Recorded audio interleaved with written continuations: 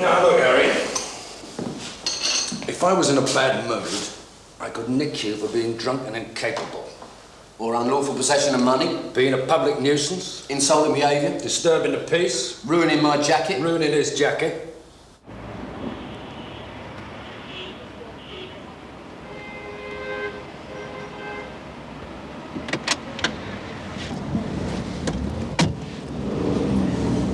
What did she say? Nothing. She doesn't know anything. What do you pay her for, then? Well, her little girl's been ill, isn't she? Oh, yeah. Straight up, Gub. How much she sting you for? 11.24. 11 quid? The Salvation Army, that's where you should be. Suspended? No, not suspended. Ginger, is it? No, straight. Just take 3 days leave. You'll do that. And after that? I don't know. Do you talk to anyone in the press about this? No.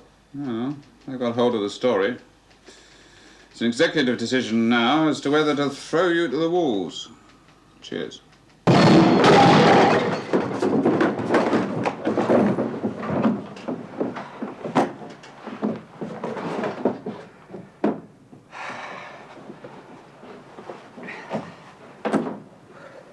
There's no one here. I can see that. Can you see your nose? George? Everything okay?